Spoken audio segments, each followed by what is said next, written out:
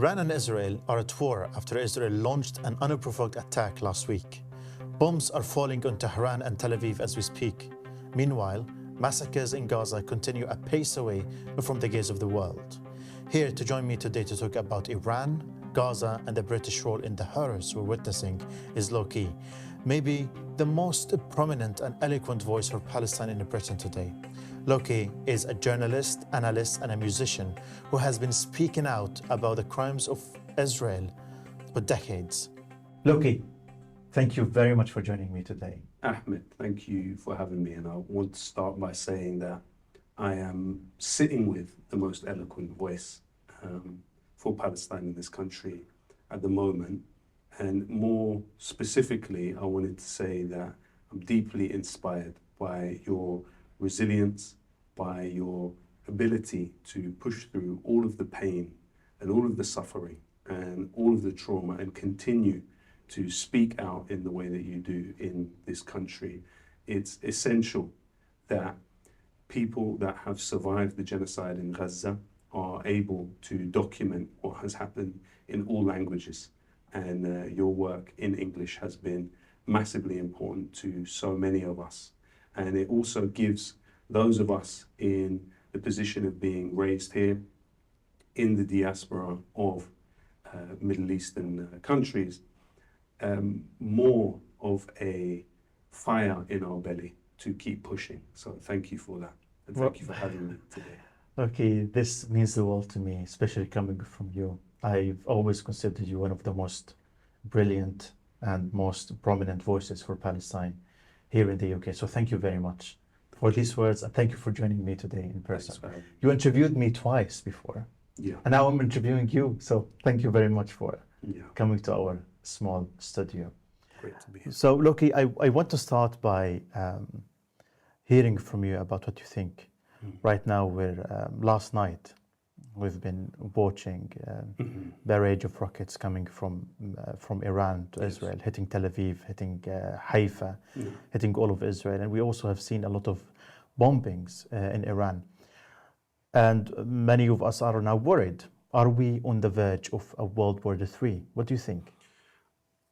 I would say, firstly, that to understand Iran's relationship with Palestine, you actually need to go back prior to the Islamic Revolution in 1979. So when Khomeini was in exile in France, in Iraq, he had quite close ties with Palestinians, to the extent that those who later on would work for the revolution in 79 were in Lebanon training with Khalil Wazir Abu Jihad, the head of intelligence for Yasser Arafat in Fatah, and one of the founders of Fatah. Later, when the revolution took place, one of the key pillars of that process was Al-Quds Day. And so what you have is an understanding in Iran that the building up of their military force has been about eventual confrontation with Israel. We're talking 50 years now of this deep perception that is at the same time spiritual and political. And in addition to that, what you have, if you study the pronouncements of those in the Palestinian resistance factions, you look at, for example, Talal Naji, the head of the Palestinian, the Front for the Liberation of Palestine, who is currently under arrest in Damascus. He states very clearly that you would not have had the ability to resist on the Palestinian part in the recent decades were it not for the material support of Iran. You have the testimony of Ziad Nakhala, the head of Palestinian Islamic Jihad, who asserts that billions has been invested by Iran in all the Palestinian factions. Billions. Billions. This is Ziad Nakhala who puts it in that way.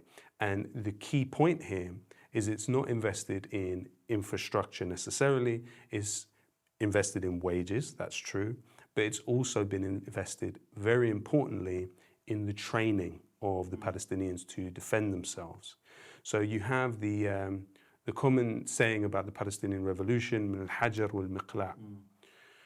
And so if you look at the trajectory of the methods of resistance that go from al-hajar wal-maqla', the slingshot and the stone in the first intifada, you then see in the second intifada the appearance of the Ayyash method, the Muhandis Yahya Ayyash, who was assassinated by the Israelis using a telephone, which exploded while he was using it.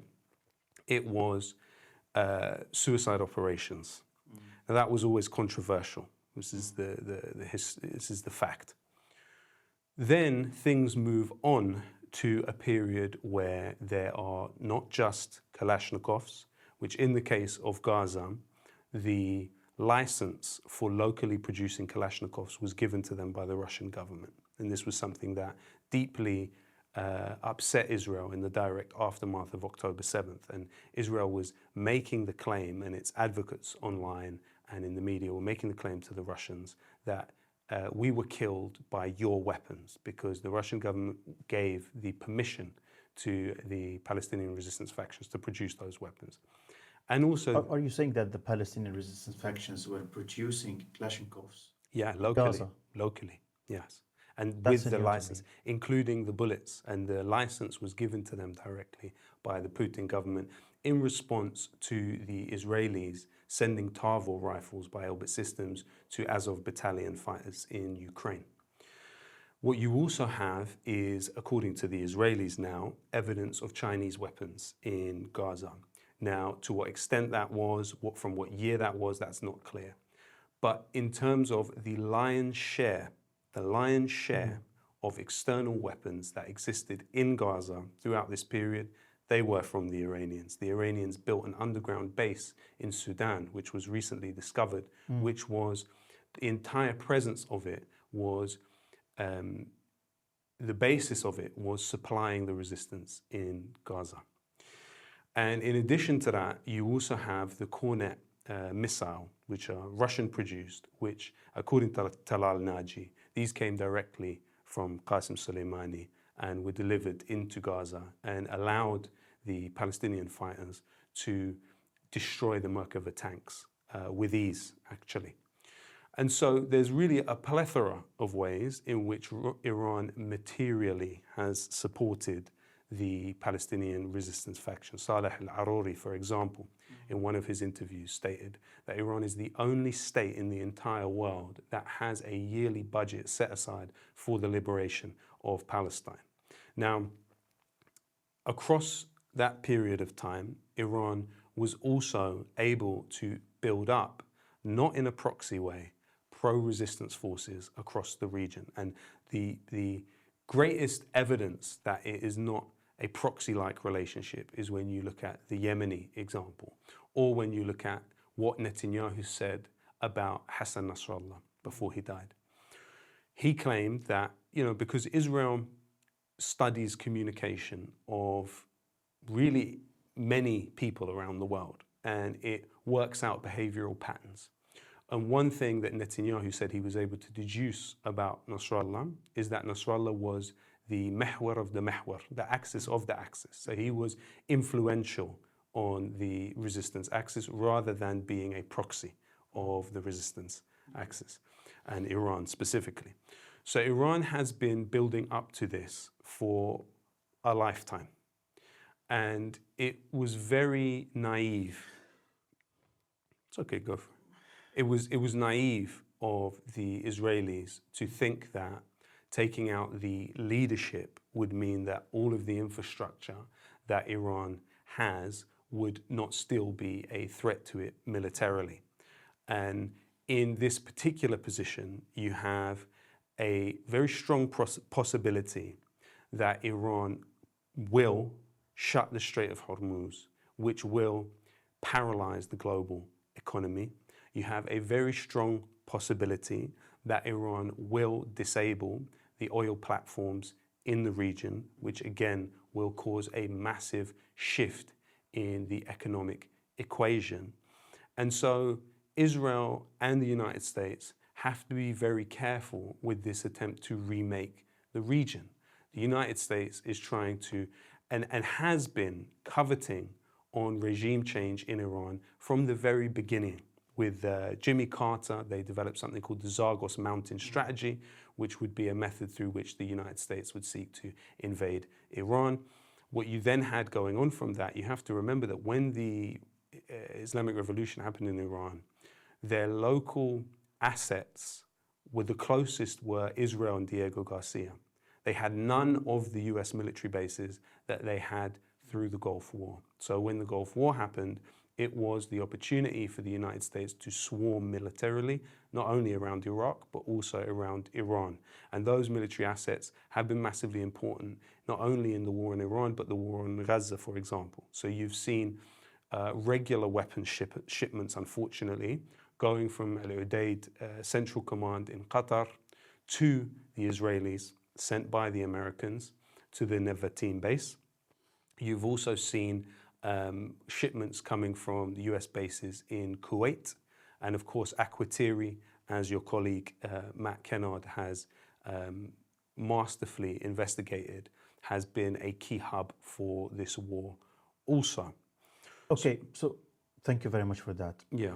So you've been talking a lot now about how Iran was key in the resistance against Israel by supporting the Palestinian factions, by supporting Hezbollah and the Houthis in Yemen, and also that has been ongoing for the past 50 years. So one would wonder, if Iran is doing all of this to support the resistance against Israel, then Israel has the justification to bomb Iran. How would you respond to that? Israel doesn't have the justification to do anything.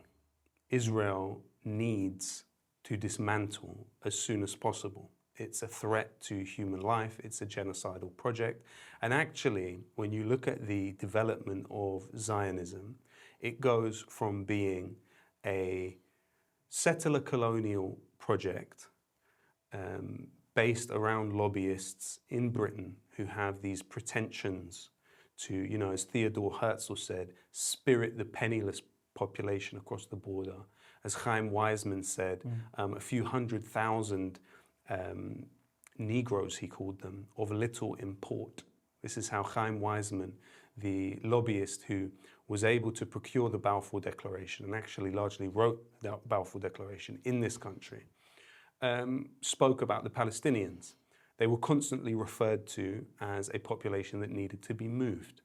Now, Israel has gone from engineering the Palestinian population and trying to move it, and though there's an important point here, the Palestinians were not meant to remain Palestinian. So when Israel and the Zionist movement at that time, before it was Israel, looked at the Palestinians, it wanted to find a way to de-Palestinianize them. What do you mean by that? What I mean by that is they engaged with figures within the Iraqi political elite, for example, Tawfiq al-Suwaidi, in the 30s. And the plan was a population exchange, whereby you would take the Jewish community in Iraq, which was several 100,000 people who had relative economic prosperity within the Iraqi society, and swap them with the Palestinian population, who was supposed to become subsumed into the wider Arab body. Now, not only did Palestinians not do that, they remained Palestinians and they multiplied. So you had a situation in the time of the Nakba, when Israel displaces almost 1 million Palestinians. That is around 40 to 50% of the entire Palestinian population in the world. Today, there's between 12 and 14 million Palestinians globally. So Zionism as a project has been about not only taking the Palestinian out of Palestine, but taking the Palestinianness out of Palestinians. And that has not been achieved. Now, to come to your point here, your original question was about whether it gives Israel justification to strike Iran. I think if we are using the framework adhered to by the mainstream media or adhered to by Chatham House or somewhere like that, that would be enough justification. But Israel is justified to do almost anything according to the mainstream media and the Chatham House think tank scene. However, in terms of what is in the best interest of humanity, you have a settler colonial movement based on a aspiration of genocide, which has now become an imperial power. Israel has assassinated people in 18 different states in the world. In the last 600 days alone, it has bombed people in Yemen, Syria, Lebanon, Iraq, and even off the coast of Malta, as well as Gaza, of course. And so this is a menace to human prosperity. And ultimately, there has been a humanitarian intervention launched by the Yemeni armed forces, which was partially impeded by the axis of assistance in the region. So you have really a clear line drawn between the axis of resistance and the axis of assistance, which is the states which provided a land bridge through which Israel was able to circumvent the Yemeni blockade of the port of Eilat, which was subsequently bankrupt by the Yemeni blockade. And now you have those in the region who are directly invested in the activity of the Israeli army. So shockingly to some, you would find that the UAE as a state edge group, which is a UAE state-owned arms company, partly owns the company that manages Israel's airspace, Highlander Aviation. In addition to that, there is an Israeli company called Third Eye Systems, which before soldiers go anywhere in Gaza, they have something called a ghost soldier program, which maps out the route through which soldiers can take and inspects the terrain for possible threats. It's called the Ghost Soldier Project of Third Eye Systems. This company is 30% owned by Edge Group, which is a UAE state-owned company. In addition to that, you have Affinity Partners, which is started with Saudi money. It was given to Jared Kushner, $2 billion. And Kushner described Affinity Partners as a corridor for Gulf investment in Israel. Where was that money invested? It was invested firstly in something called the Shlomo Group. That is the largest Israeli shipbuilding company and vehicle building company, which has armed the Shaudag unit with military weapons, military vehicles, sorry, not weapons, but also the Magden unit as well within the Israeli military. The Shaudag unit was responsible for the raid of a Shifa hospital and the abduction of doctors from there. In addition to that, Affinity Partners is invested in Phoenix Holdings. Now, Phoenix Holdings has 2 million shares in Israel's largest arms company, Elbit Systems. So this is money going directly from the Gulf into Israel's military infrastructure. And it really doesn't stop there. So what we're talking about is the regional norm which has been established over these decades is on one side an idea of independence from neo-colonial rule, and then on the other side, deeper integration with imperialist powers, but more specifically with Israel's military machine. So, you know, ultimately in this situation, we are witnessing a very deep act of love for those in the world to feel so deeply moved by the plight of the Palestinians that they constantly risk their own lives. Because let's be clear, Israel's assassination program, particularly against figures within the axis of resistance and specifically Iran, of civilian figures who are nuclear scientists and otherwise, has been constant. So the building up of this machine, which is the only thing which effectively fights Israel, has come with constant sacrifice, which has meant assassination can come at any time. Now, Britain's role in all of this is very important because at the moment, you have the United States and Britain trying to position themselves, and of course our media cooperates in this disheveling of the facts. They try to present themselves as somehow neutral arbiters, when in actuality, there is a trilateral state that works lock in step. So, for instance, it has been reported that Iran has shot down a US Reaper drone from the US military over the top of Iran. One of the key functions of the Reaper drone is target acquisition. The same function of the R1 Shadow spy plane, which Britain has over the top of Gaza. But if you look, for example, at the shipping company through which Israel was able to carry out key assassinations of figures from Iranian figures to also the person that was in charge of Hamas's military acquisition in Dubai, Mabhouh, when he was killed. How did these individuals enter Dubai and leave Dubai? They entered through a shipping company called Zodiac Maritime. Now, Zodiac Maritime is a British company which is owned by the Offer family. The Offer family is one of the richest families in the Zionist entity. And what they were able to do was use fake British passports to allow those people to move around. This was reported by the Times newspaper over 10 years ago.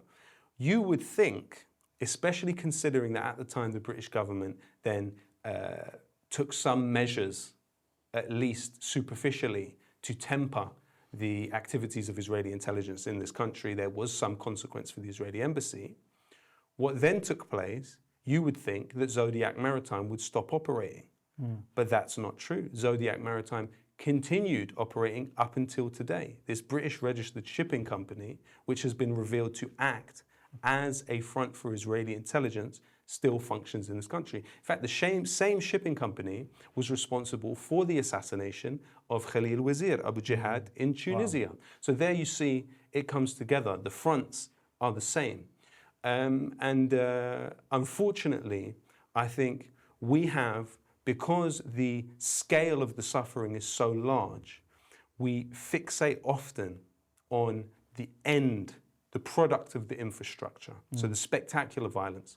What we don't see is the quiet, unseen violence which exists within the infrastructure which produces the violence. And I think that's where you come into the development of a movement like Palestine Action. Because as long as Palestine Action was to stay caught up in the spectacle, which is the macro side of the issue, they would be ineffective. But since Palestine Action has been able to deeply research and study the infrastructure, it's been able to fight micro and campaign macro. We will go back to Palestine Action in a bit, but you know, all of what you have been saying is really depressing, Lowkey, about the extent of how Israel can go wide, where it can look, for example, in this genocide, they have destroyed Gaza and they have destroyed Hezbollah, maybe I can say, and they went to destroy Yemen and Syria and Iran.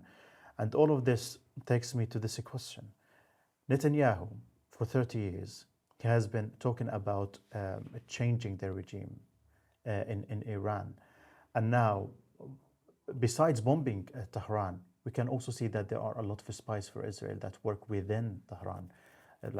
For example, the Iranian regime discovered a factory inside Tehran that manufactures drones that target Iranian targets there. So to what extent is Netanyahu close to achieving his goal of overthrowing the regime in Iran? This project has been many decades in the making and many billions invested in it. And actually, it's the very same figures who are ultimately behind it who were behind the Iraq War.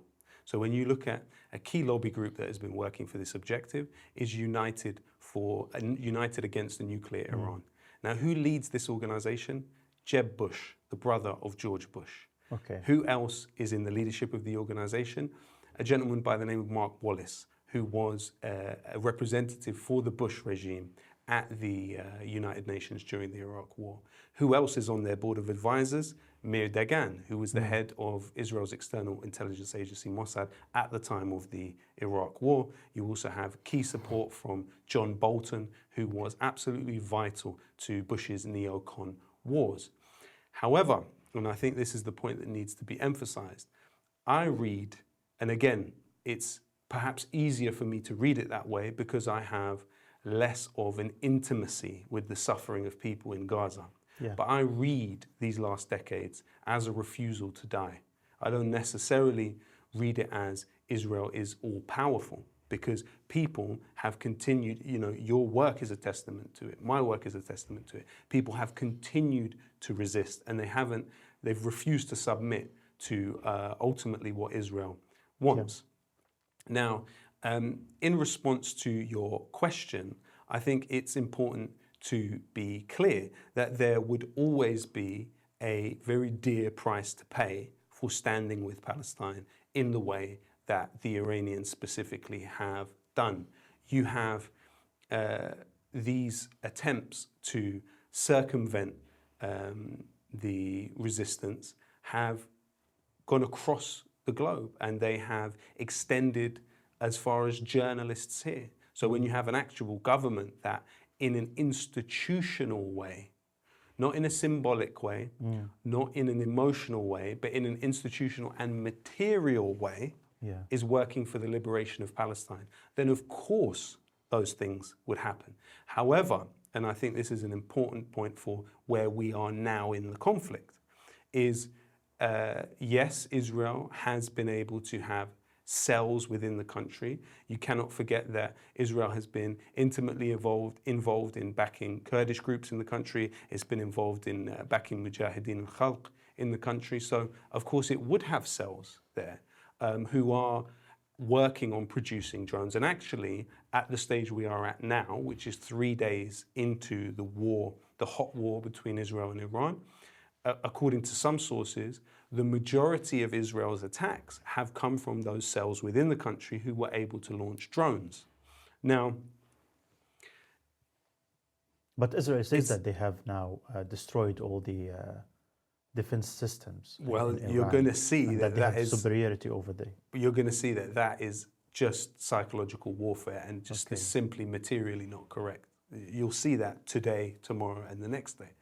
But what Israel is saying is that it has air superiority, but yet when it enters even Iraqi airspace, it is facing resistance before it's able to reach Iran. And the majority of its strikes, according to credible sources, have come from within the country in these teams. But many of these teams are being arrested as we speak. So it's a long way.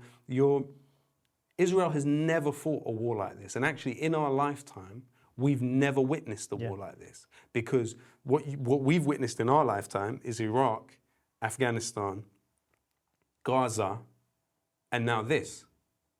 You have a formidable enemy that has spent 5 decades preparing for this, that has the support from a nuclear-armed Pakistan, which is a very serious military that the United States has built up over many decades in order to help it in the war on terror.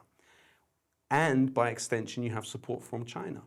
So this is nothing like any of the wars that Israel has fought before, and it can't.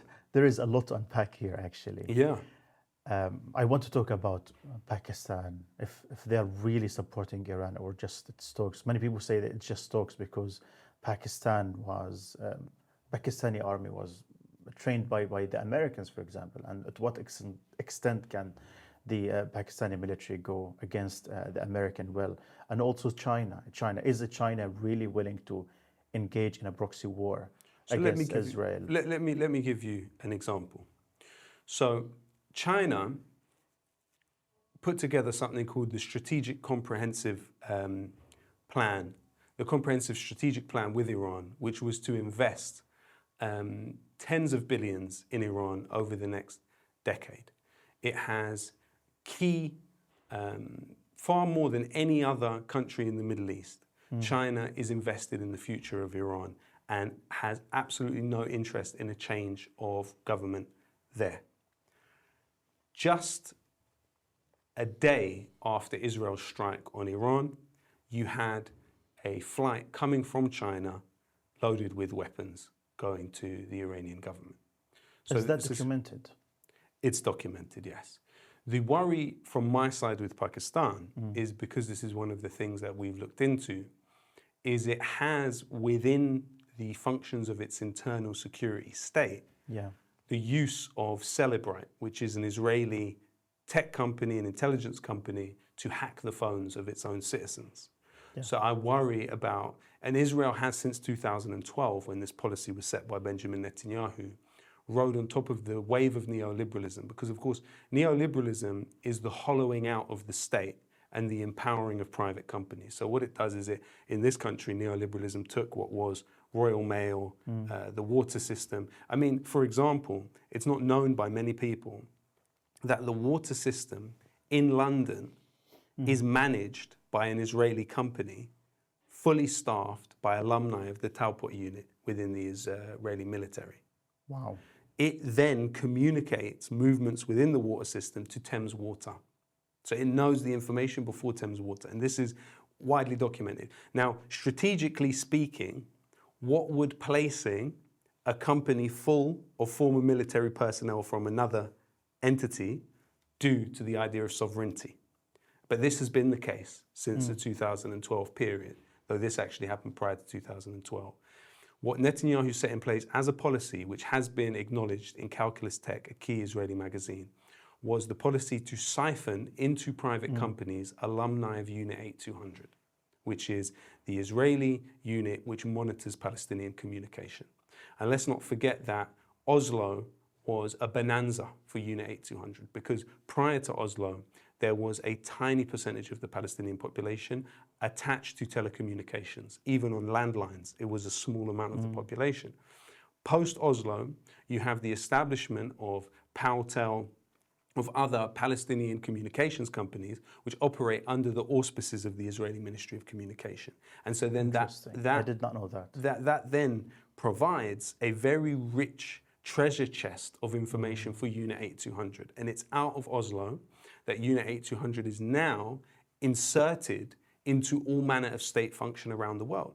So what we're talking about here is that Pakistan, unfortunately, is likely to be still hacking the phones using an Israeli intelligence company, Celebrite. So we hope that and also, of course, you've seen Memory, which is a key Israeli intelligence op in terms of translating things coming out of West Asia, has recently launched a project literally the day after Pakistan made the pronouncement to support the independence of Baluchistan. So what you're having here, you've also, of course, got the Israelis deeply involved with the Uyghur issue in China also. So all of this is about producing leverage and pressure points within different states. If they are ever to move in particular directions, what's the kind of leverage that we already have on those states? So by my reading, the position of Pakistan is extremely important in this equation. The position of China is extremely important.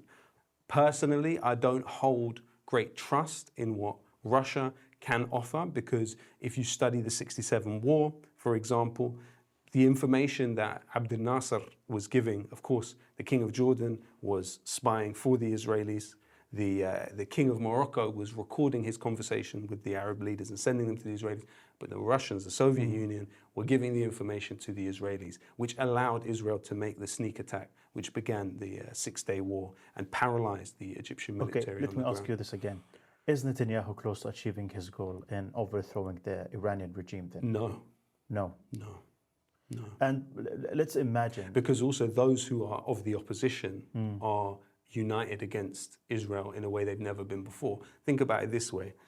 When Israel is funneling money to Iranian opposition groups to rise up against the government, there's no real negative to them from their perspective. You know? Not from our perspective, from their perspective. There's no negative. Now you have Israel Katz, the Israeli defense minister, saying the residents of Tehran will pay the price. We're going to visit the Dhahiyya doctrine upon the heads of those in Tehran. So it's alienating the people that it is hoping to if you have a hammer, then everything looks like a nail. And what Israel knows how to do is kill, but not win. And as a top-heavy movement, that's what it's always done from the Nakba, before the Nakba. You're killing, but you're not winning. Those people are still Palestinians, and in fact, they are multiplying by the million year by year, and they're still Palestinians. So I'd actually say that the Zionist system that is set up in Palestine, the social arrangement, is closer to disintegration than at any point in its history. And that is very difficult looking from the perspective of Gaza. It's extremely difficult to conceive of that. However, when you look at this policy of blocking flights out of Ben Gurion, what's that about? If you have another citizenship, okay, you think about the violence that was visited upon people in Gaza, and the lengths that people are going to survive it. If people in Gaza were not stamped with a rightlessness that Zionism had ordained for them, Yeah. they would be likely to move around more freely, would they not? Yeah. So now you have a population that has been over-militarized into a false sense of security, and that's the Israeli population. Militarized into a false sense of superiority and security. Now you have a state which is actually an ancient civilization of thousands of years that has great pride in itself, and a military which is a very serious contender. Think about it. Israel has not been able to decisively beat Hamas in 600 days. Do you think it will take a shorter time to defeat the Iranian military? The only way that Israel could do that is from traitors within the military who would launch a coup of some sort. And if that was going to happen, it would have already happened. So actually, Israel is sinking itself deeper and deeper into a quagmire in the region. Okay, so some people would argue that since Israel started bombing Iran, it's just a matter of time before Iran is down. Why? Because the only power Iran has against Israel right now is the missiles that they can send over. That's not true. Iran is able to completely paralyze the global economy by shutting the Straits of Hormuz and by disabling the oil platforms in the region. Okay. And then the whole equation changes. And if the United States, which I think is likely, gets involved in a very clear and open way, then that economic price will be exacted. And literally the living conditions of people around the world will change. But the Iranians will also suffer if that happens. And have and are. But they're suffering for Palestine. And I think that's a key understanding, because we've been very propagandized, frankly, by Al Jazeera largely, by Al Arabiya, by other Sky News Arabiya.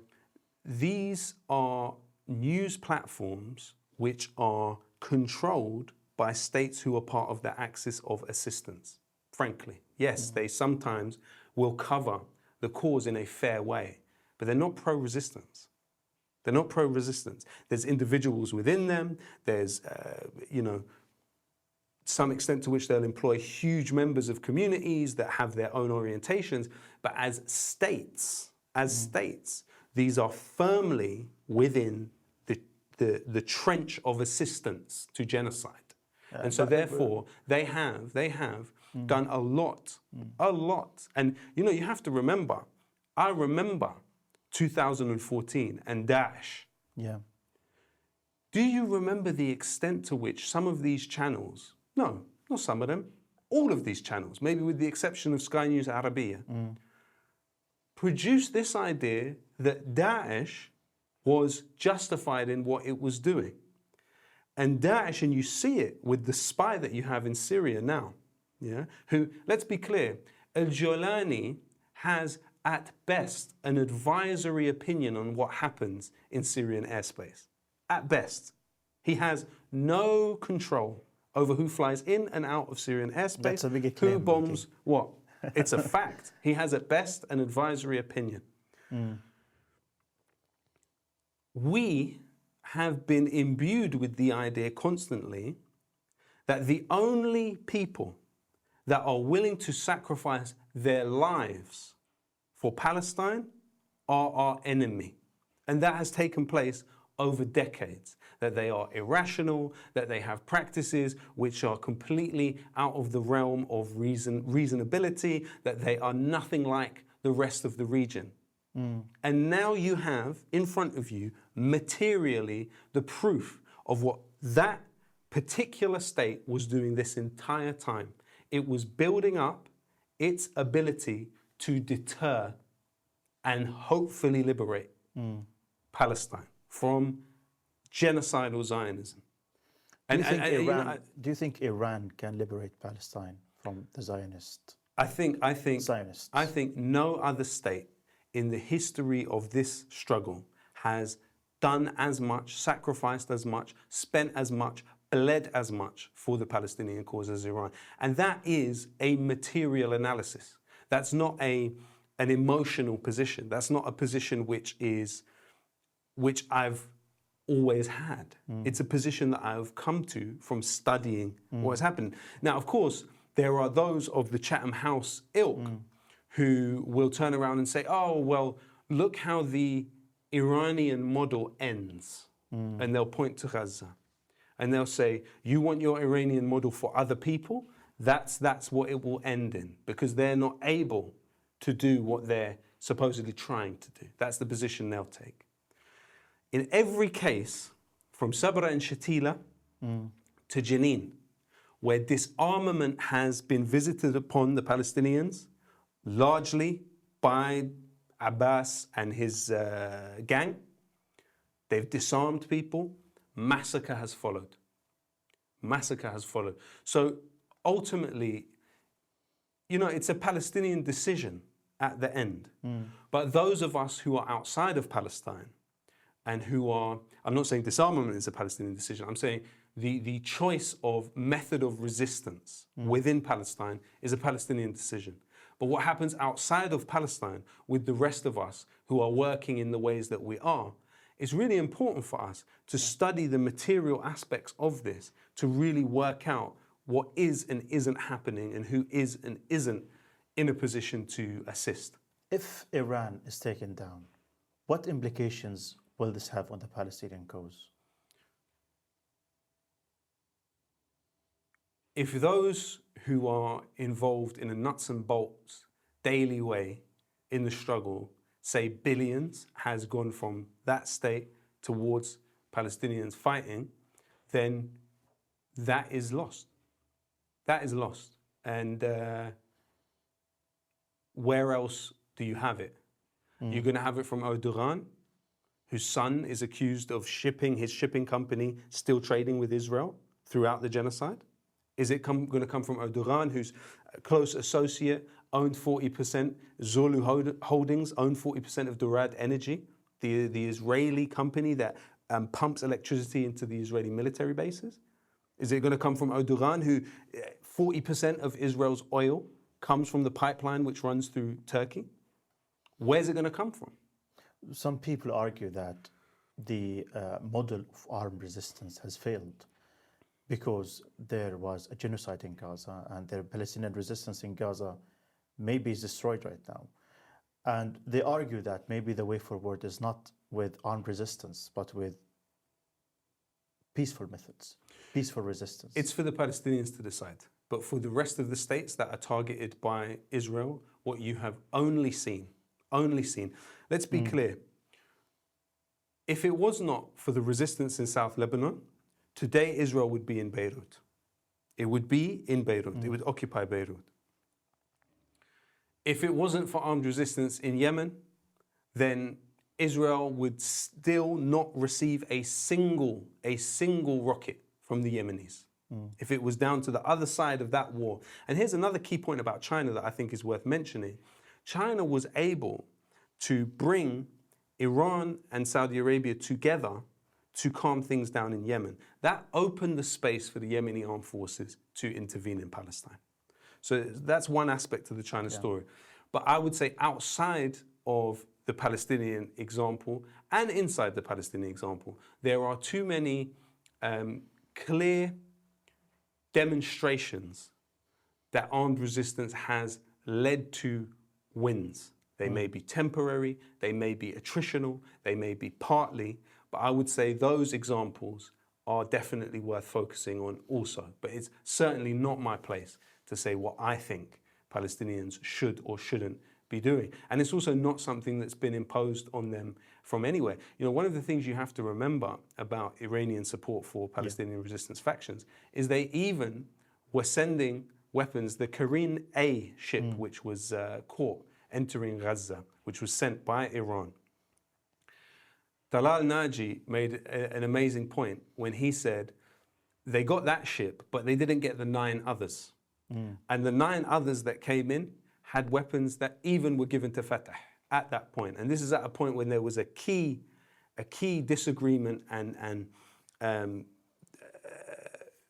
diversion of the Fatah policy from what Iran favored. Okay. but yet they were still arming them. And I think Yeah.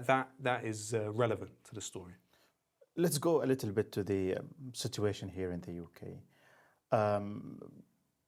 Some people say that Israel's standing here in the UK has been damaged irrevocably.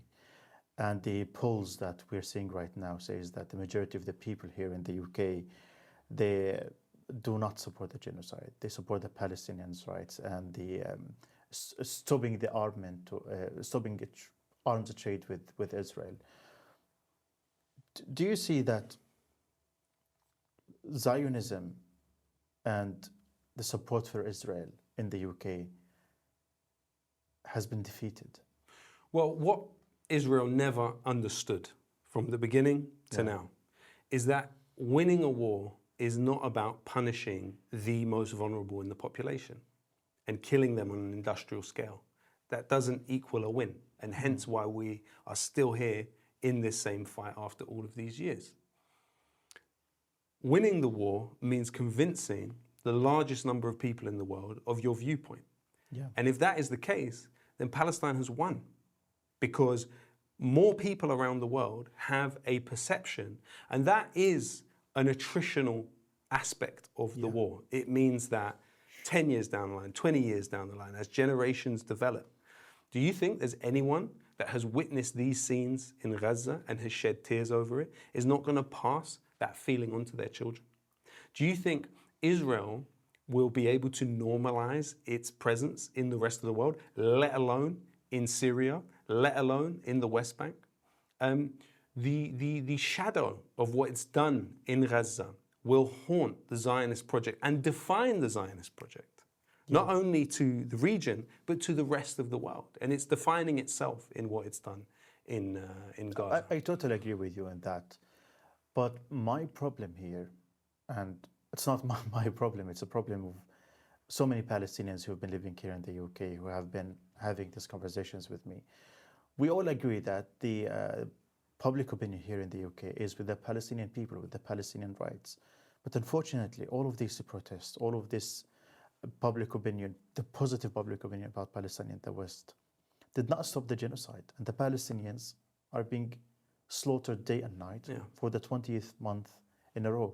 So how can we say that this is a win for the Palestinians if the Palestinians are being destroyed right now? Yeah, absolutely. I completely share your feeling. Structurally speaking, Britain is more integrated with Israel than it has ever been at any point historically.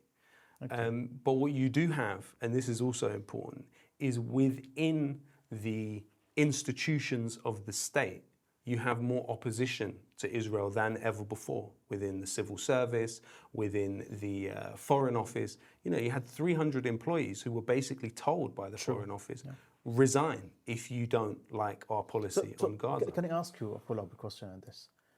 300 people protested the Foreign Office stance on Israel, and they were told to resign. Yeah.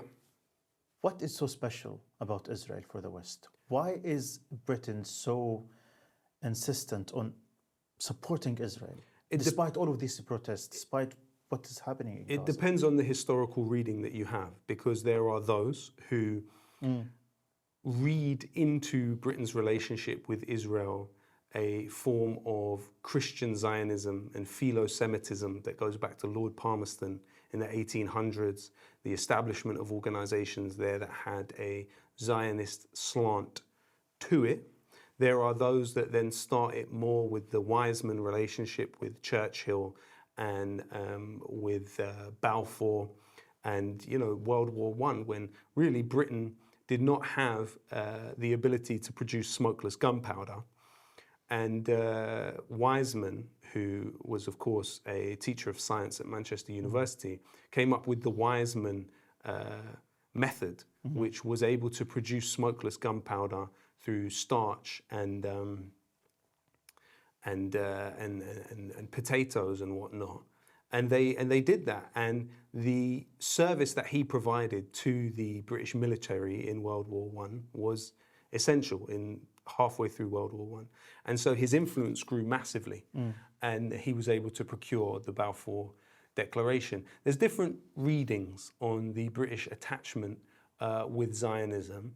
I lean more towards an analysis which looks at the integration of the security agencies, but also the extent to which Israel is deeply embedded within the function of the British state now.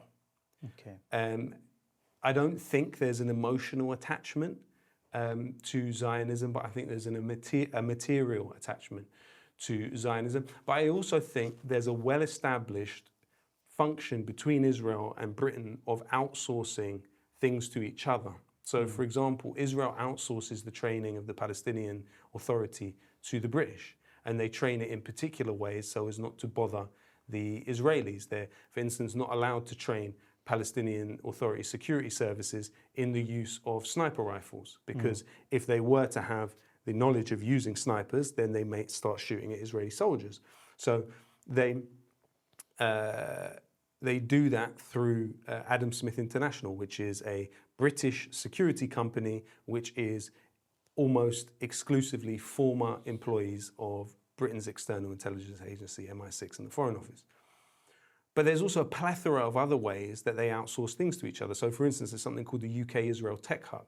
Now, the UK-Israel Tech Hub exists within the British Embassy in Israel. It is staffed entirely by former Israeli military and intelligence personnel, and it's headed by someone called Haim Shani, who is the former Director General of Israel's Ministry of Finance. Now, what's the explicit purpose of this organization, which is based in the British Embassy? To procure public sector contracts in Britain for Israeli tech companies. Yeah?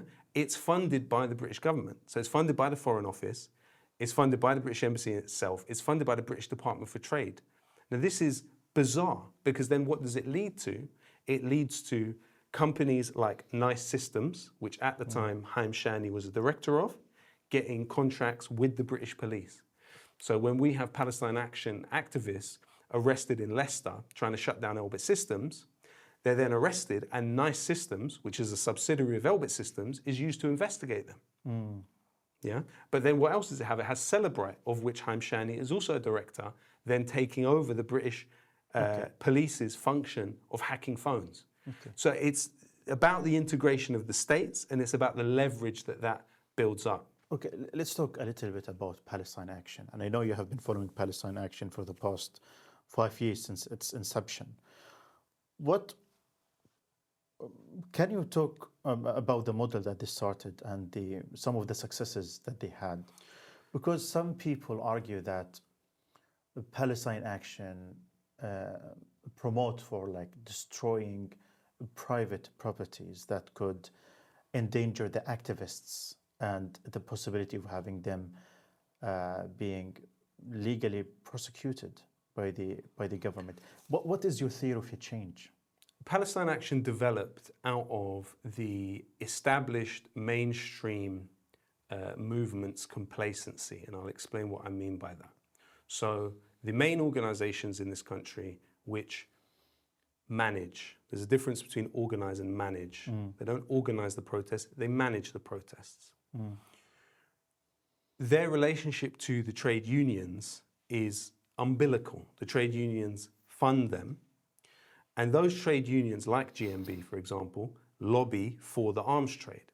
But all of those trade unions, from Unite to GMB, have passed motions where the majority of their membership called for BDS over 10, in some cases 15 years ago. That has not been applied. So you have membership of those unions literally building weapons that are then sent to Israel to use on Gaza to this day. Okay? So where Palestine Action comes into it is we study the way in which the military to military relationship works.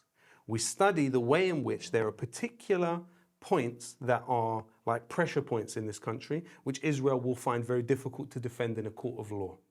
We go off the basis of the Raytheon 9 case, where you have 9 men in Derry, the north of Ireland, who shut down a Raytheon factory during the bombing of Lebanon in 2006.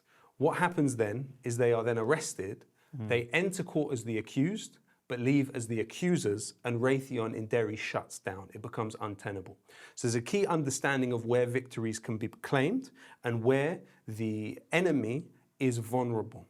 And so you look at Britain and you see Elbit systems across the country.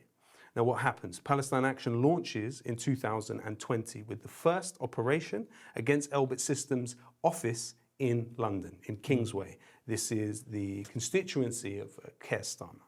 Now, an attritional campaign leads to that office of Elbit Systems shutting down permanently.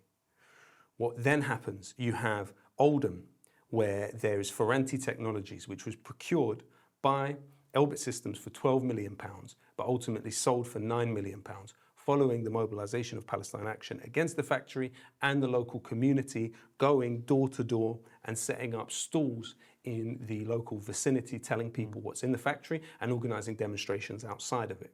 Ultimately, Elbit Systems retreats and has to sell that factory. What happens next? You have the example of Elite KL in Tamworth. Now, that used to produce Merkava tank cooling units that were sent directly to the occupation entity. What happens? Palestine Action is able to pressure it and it is sold and moves out. Now it produces cooling units for London buses. What else happens? And this is why Leicester is massively important. The UAV systems factory there, which is owned by Elbit Systems, was built for the purpose of the Watchkeeper drone project. Now that is billions of pounds, worth over £2 billion, that project, okay? This was Elbit supposed to be insinuating itself into the drone system of the entire EU through the Watchkeeper drone. So Palestine Action hits it repeatedly. 6 consecutive days in Ma'rakat Sayf al-Quds in 2021. For 6 consecutive days, the factory is shut down. What happens?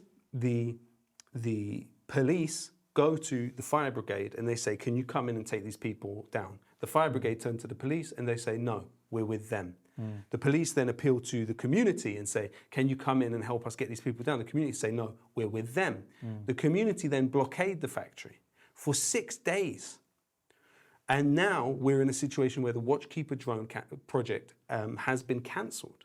That's billions of dollars that has been cost to Elbit Systems by that. The British government has cancelled £240 million worth of contracts with Elbit Systems on the basis that there is a difficulty with maintaining operational sovereignty. So what does that mean? That means that it's not just Palestine Action getting into the factories and shutting them down, it's also the filming of the contents of the factories that is a difficulty for the British Ministry of Defence. Because if it's going to procure that equipment, then it's very difficult. And yes, the sacrifices are massive. In this context, with Palestine Action, sacrifices are massive.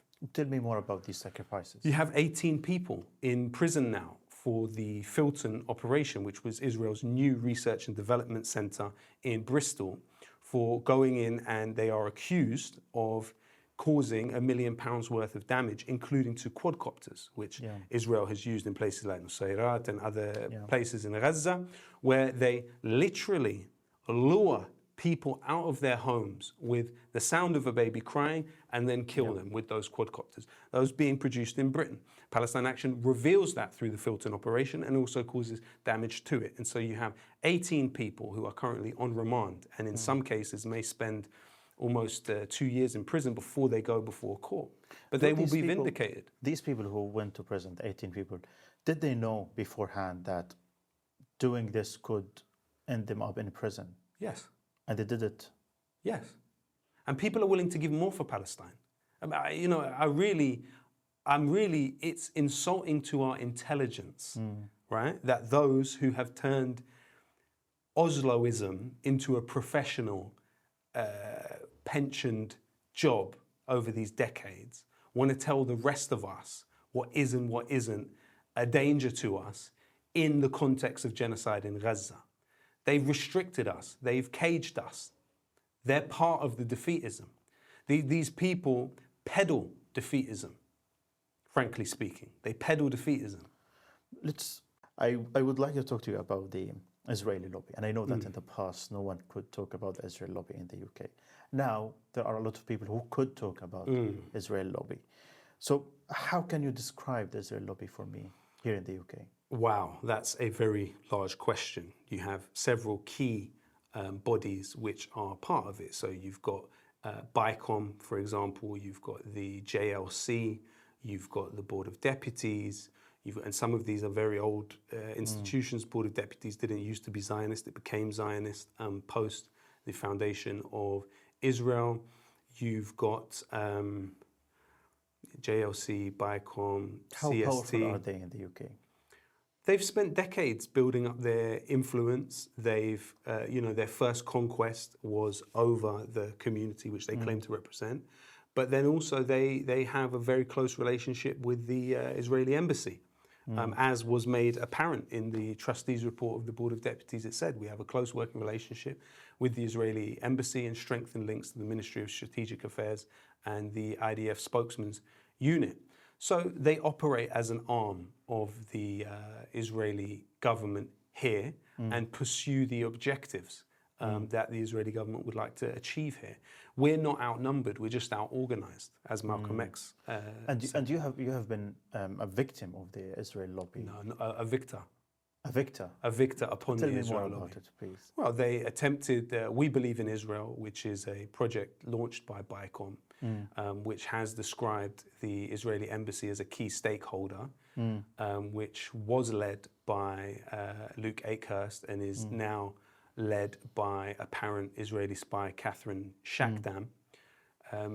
We Believe in Israel was led by Luke Akehurst previously. They lobby and continue to lobby Spotify to remove my music. We were able to, and the key to the way that we dealt with that was we responded as quickly as possible and established the terms of engagement. As long as you allow the lobby to define the terms of engagement as they are challenging you on this basis and they are irrationalizing you on this basis, if you argue back on that point, you've lost already. Yeah. Never entertain anything that they try to say to you about anti-Semitism. You do not need to prove that you are not driven by an irrational hatred of a set of people. Tell me about it. Well, this is the point. They say that my music was incitement to violence. Yeah. I could have approached the thing saying, oh, I'm not here to incite violence. Look at some of my friends and oh, no. This is an Israel lobby campaign. You are the Israel lobby. You're trying to cancel me because of who I am and what I do. And these are the people that support me. You present them with a list of people that have more cultural power, that have more cultural influence, of people that are worth more to the company. That was the key thing about the Spotify campaign, because they're a lobby group linked to a government, okay? What we have is tens, at least, of people that are worth millions to Spotify, who are coming forth and signing this letter. So if you're Spotify, from your perspective, it would not make sense for you to go along with what this government is trying to get you to do, rather than what these popular figures are trying to get you to do.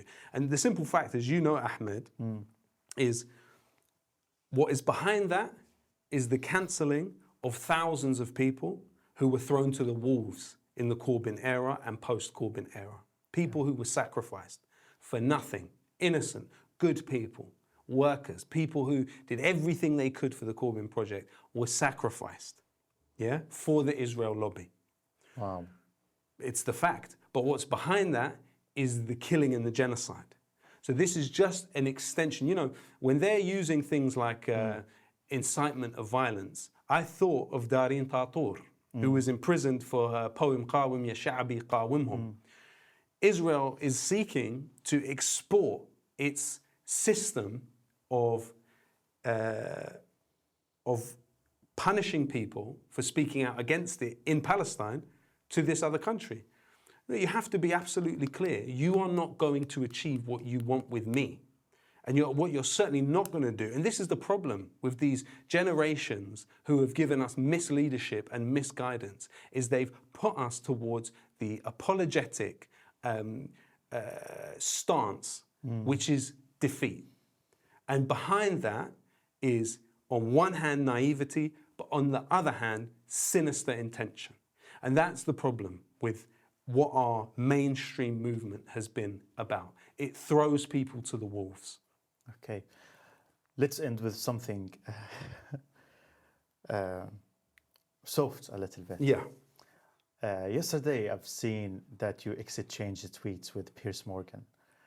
And I know you've been interviewed by Piers twice, I think. And I've been interviewed a few weeks ago by him. And we've seen that he changed his tone about Palestine. I mean, he wants to tell everyone he's changed. What do you think? Makes a big song and dance out of change. He's changed that he nothing. Really changed? He's changed nothing. He's changed nothing. He's trying to save his own reputation historically. And because he understood that it's irrefutable what Israel is doing. But he's been a key weapon of Israel throughout this war. Let's be clear. When he asks you if you condemn Hamas, he's trying to do one of two things.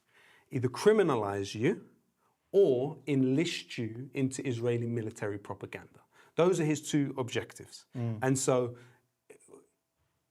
what he's done throughout this period of time, it can't be separated from Murdoch's history. You know, when Mordecai Vanunu was kidnapped by Mossad, it was while he was under the care of Murdoch's newspaper, The Times. Yeah?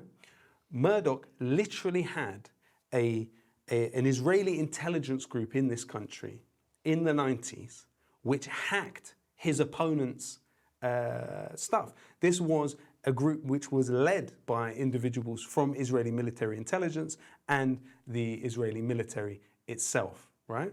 Murdoch had that and was developing that with the Weizmann Institute simultaneous to the kidnapping of Mordecai Vanunu. Murdoch is described by Benjamin Netanyahu in his book, Bibi, My Story, as one of his closest friends, as Israel has never had a better friend than Rupert Murdoch. So we're supposed to take this person, who is attempting to either criminalize supporters of Palestine or enlist them into Israeli military propaganda as objective and neutral just because he says he is. We're supposed to take him making a big song and dance about the fact that he can acknowledge that over 30 times the amount of Israelis who have died, frankly, largely due to the Hannibal Directive, Palestinians, over 30 times that. Palestinians have died, and he wants some sort of medal or award for recognizing Palestinian humanity at this point. Listen, the propagandists who were involved in the Nazi war and propagandized for them were held responsible and hanged at Nuremberg. Yeah? He has been a propagandist for the Zionist genocide in Gaza. I know it because I've lived what he's attempted to do. Both you and me were objects of that attempt. Yeah, and I think, you know, the way that he dealt with you was disgusting, frankly. He's sitting in front of a person that's lost over 20 precious members of his family, and you speak to him in such a ridiculous way and make it all about yourself. It's not him. He tries to make the conversation about him. But I tell you, and something that he hasn't been made aware of yet by me, and should be, though I think he probably is aware, is a key sponsor of his program now, today. He only split away from Murdoch in 2025, by the way, in January 2025. A key sponsor of his program today is ExpressVPN, and this brings in a whole other topic. But ExpressVPN is owned by Cape Technologies. Cape Technologies is an Israeli company headed by Teddy Sagi. Who's Teddy Sagi? Someone that gave the Israeli military $3 million throughout the war in Gaza, throughout the genocide in Gaza. The same person giving money to Rupert Murdoch, to Piers Morgan today. In addition to that, the CEO of Cape Technologies was Ido Ehrlichman, who was from Unit 217, the Duvdevan unit, Musta'arabin. Yeah.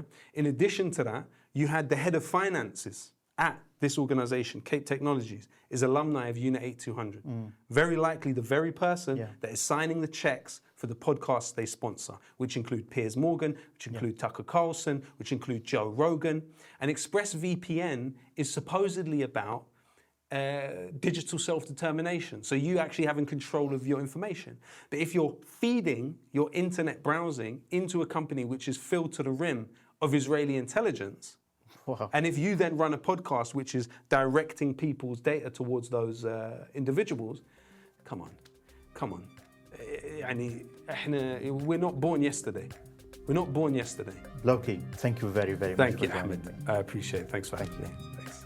It's absolutely essential that we push back against the Zionist genocide in Gaza and Zionist expansion elsewhere. One of the only ways that we can do that here is through the media, speaking, exchanging ideas, and researching the organizations that are involved in it. Palestine Deep Dive has provided a sanctuary for those who are pushing for the liberation of Palestine, and I encourage you to support it now in any way you can. Please donate to Palestine Deep Dive now.